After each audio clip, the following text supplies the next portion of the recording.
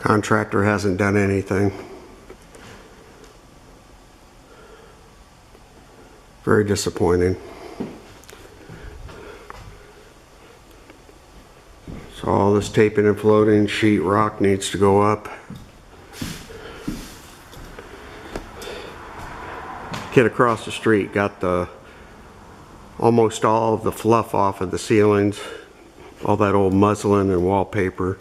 We're going to leave the ceiling natural color and paint the walls. I really wanted to paint this time when I came here, but that's not going to happen, at least for the whole thing. I might get part of it.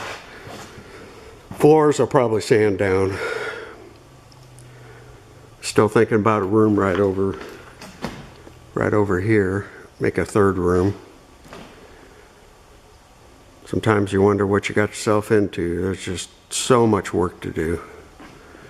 Yeah, I was figuring 2 years to do this project, but it could easily be 4 years, 5 years, 6 years to get everything done inside and out.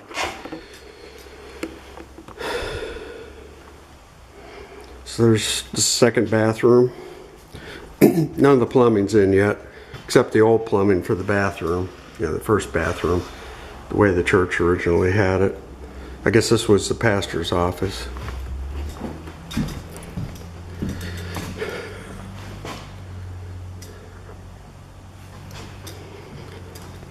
It's actually pretty cold here by Texas standards.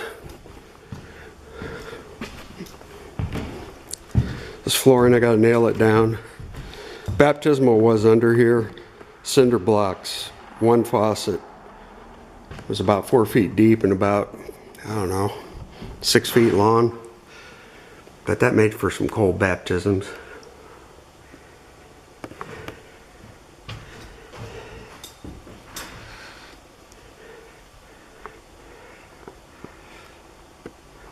At least the contractor got the can lights. Well, receptacles are up there. It's not wired. I don't know what to do with him. May just get some, we're probably going to get somebody else to do the job. I got stuck pretty bad out here in this gumbo of clay. Can't get the RV out. The wheels are sunk probably 3 inches.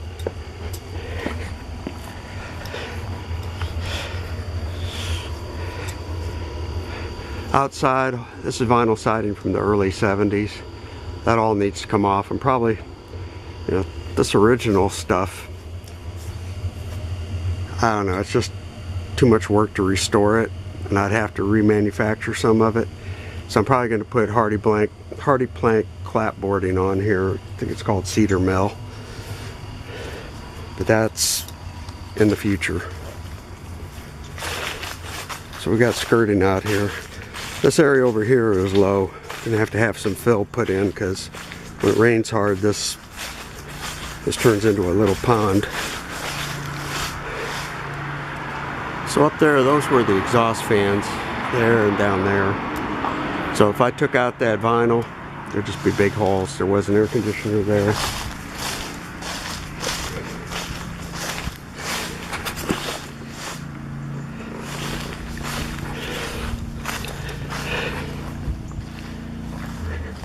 This window, had the contractor, oh heck, about a year ago, had him work on this. It just looks tons better. It's recaulked, repainted. Just the 2 big Gothic windows. There was another door right there. Filled that in. No one knows, from people who used to go to church here, they have no idea why there were 2 entry doors.